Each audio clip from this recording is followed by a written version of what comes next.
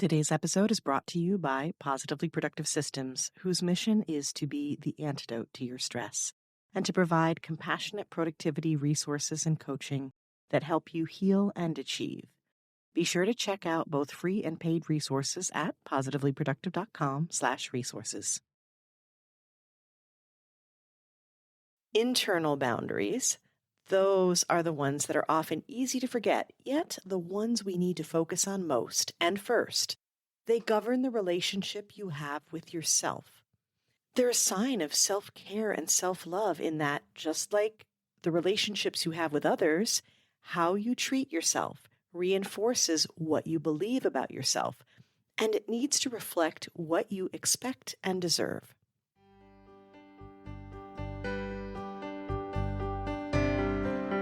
You're listening to the Positively Living podcast.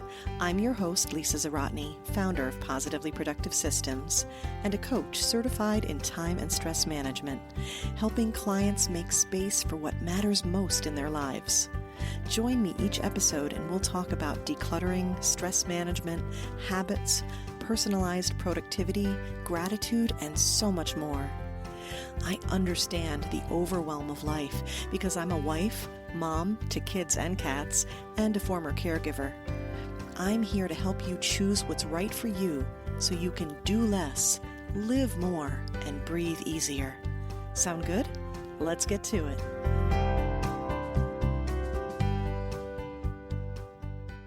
Welcome everyone to the Positively Living podcast. I'm your host, Lisa. And this summer, I've been focusing on solo episodes to cover topics that have been brought up on the podcast but needed to be covered more in depth. Last week's episode was about our struggles with prioritizing. This week, we're focusing on boundaries, which ties in well because they are inherently about prioritizing you. Your values, your beliefs, your needs, they matter. You matter. And boundaries are the way to show that. I think issues with boundaries happen a lot with self-care, according to my clients and biz friends I chat with, as well as feedback I've gotten from the Positively Living community. We've had some excellent episodes that touch upon topics relating to self-care and boundaries, like episode 105 with Justine Soanes, and we've touched upon them in mental health-related conversations like episode 53, Am I Codependent, with Mallory Jackson, and a bonus episode I did with Alicia Galati on how your mental health is more important than your productivity. While we've discussed boundaries in many different scenarios, we haven't given this topic the spotlight. Today I do that so we can get clear on what boundaries really are, why they're necessary, and the most important type you need to work on first. What are boundaries? If you research different types of boundaries, you'll find a ton of different descriptions depending upon the source. In an effort to keep things as simple as possible, let's approach them in a binary breakdown of external and internal. On the external side, this is what we think of most. It's what separates you from others. These are the rules for interacting with the world and people around you, and they are rules both you and the world make up and agree upon.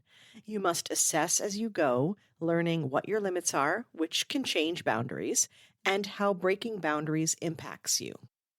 Within the external are also physical and mental, similar to when we talk about clutter. Physical boundaries could be the limits of your body or your possessions.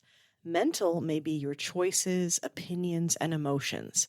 And even though these are internal processes, they relate to external boundaries because you're using them as limits for others to honor, which segues perfectly into today's topic. Internal boundaries. Those are the ones that are often easy to forget, yet the ones we need to focus on most and first. They govern the relationship you have with yourself. They're a sign of self-care and self-love in that, just like the relationships you have with others, how you treat yourself reinforces what you believe about yourself, and it needs to reflect what you expect and deserve. So why do boundaries matter? Well, as one of my favorite people and two-time podcast guest, Mallory Jackson, said, boundaries are the limits of love. So if they help you show the world how you want to be loved, that alone makes them important. And if they show you how you love yourself, well, they're critical. I'm a fan of the Prentice Hemphill quote, "Boundaries are the distance at which I can love you and me simultaneously." It makes me think of how so often in life we find a sweet spot. We might call it the best of both worlds. And in this case, the worlds are love and self-love. The benefits of boundaries, among many others. Boundaries offer you freedom, connection, and influence. And it feels counterintuitive to think that limits give you freedom, but limits are filters that give you the space and specificity you need to choose what's best for you. Clarity is freeing because you no longer feel the exhaustion of decision fatigue or the effort of figuring out where to draw a line. It's a set system that attracts and connects you to others who feel the same or maybe simply respect us. And that's a beautiful thing, isn't it? And it very quickly shows us the opposite too. So it becomes another kind of filter to figure out who belongs and who doesn't. And when we successfully practice setting and protecting our boundaries, we model what's possible for others. Have you ever seen someone say no to a seemingly great opportunity or limit their availability, all while you're running around constantly saying yes and keeping an open door policy? Did it make you wonder just how they do that?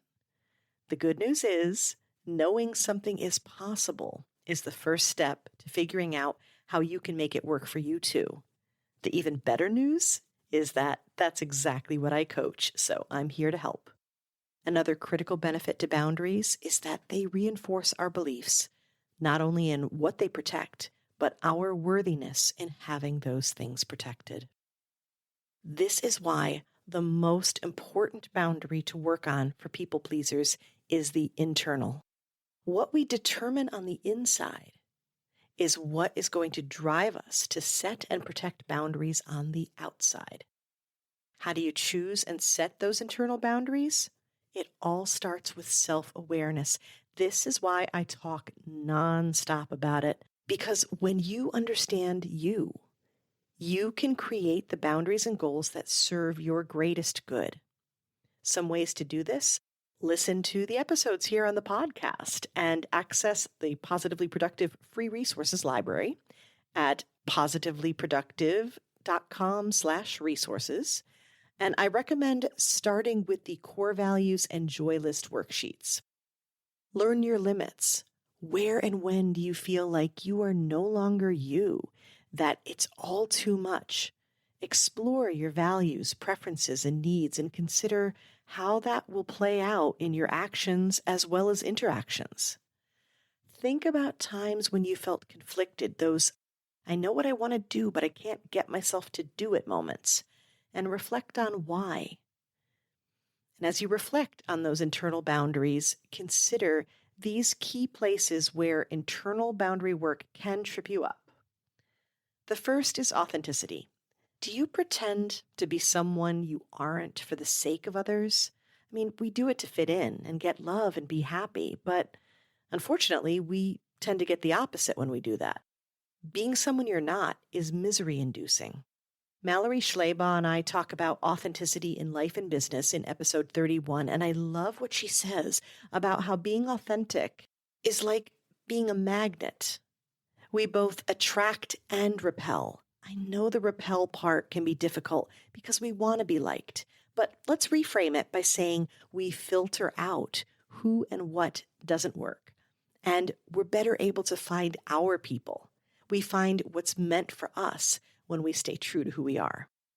Example, for years I worked in the corporate world where there were specific expectations on how to dress and how to act, and by nature, I not only smile, I goof around a lot. I know, you're shocked. Are you glad you're sitting down? Just take a moment if you need.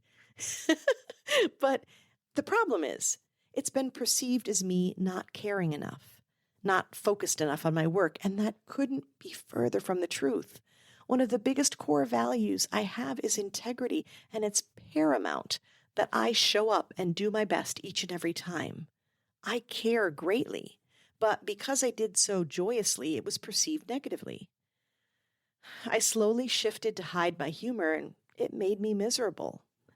Now I joke freely as a coach, and my clients de-stress when I make them laugh. And each and every one of them will tell you how much I care, how their success is my success, and how I take our work seriously. It's just life I don't take so seriously.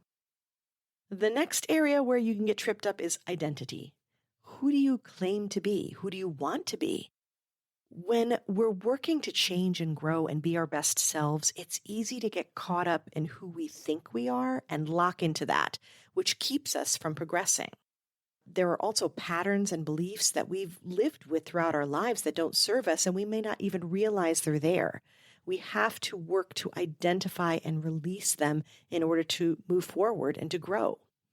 Example, I have had many clients who identify with what they do more than who they are and the value in that. Sometimes it's the type of work, sometimes it's being active and busy. And they say, who am I if I'm not doing this? Another example would be clients who say they can't do something because they're not a fill in the blank, numbers person, tech person, salesperson, people person. It can sound like excuses, and really it is ultimately because there are ways to innovate once you understand how you're limiting yourself. So I'm curious, does any of that sound familiar? If you lock in your identity as a person who says yes all the time or allows others to do what they want with your time and energy, you essentially trap yourself into a life of broken boundaries, or really a boundary-free zone. So I want you to ask instead, who do I have to be to achieve the goals I want, to protect the boundaries that are important to me? What would that person allow? The third place that you may get tripped up is responsibility. Taking responsibility for our actions is a challenge that begins when we're little. We don't want to get in trouble, so we play the blame game. It's a common approach, and this stays with us because it's much easier to look outward to find excuses than it is to turn inward and find root causes. Even in relationships, we seek to use our partner as a scapegoat for what goes wrong. It's a tough pill to swallow to consider that we show others how we want to be treated. When you shift your perspective to this approach, you can see the gaps in your boundaries and the work that needs to be done. An example, I've been working with my family for years to understand what I need and what my limits are, and then express it to them, especially as a mom who loves serving them but experiences the weight of mental load. I've been working hard on my wording with them and learning to shift it. For example, I no longer say something like, please unpack the dishwasher for me. I even correct myself directly to them and say, well, not for me, for all of us. We're a team in this house, and this needs to be done. Speaking of unpacking, there's so much more to unpack when you're a people pleaser, but I think we need to round it off here so that you can start exploring and understanding who you are and what your limits are, and then we can figure out the right ways to protect them. I highly recommend listening to the Codependent episode with Mallory and checking out the book she recommends, Codependent No More by Melody Beattie. I'll make sure to have all of these links in the show notes. And you can always go to positivelyproductive.com/resources if you want to look for links to books that I've mentioned and different favorites like that. I also encourage you to message me on Instagram at positively_Lisa and let me know if this resonated, what you're working on, and how I can support you. And if you'd like to dig into it further in a conversation, then book a free connection and assessment call at positivelyproductive.com/call. Thank you for spending time with me today and digging into a somewhat complex topic. It's my goal to keep things as simple as possible and give you doable, actionable steps. Remember, whatever comes up for you today, to stay curious and stay encouraged.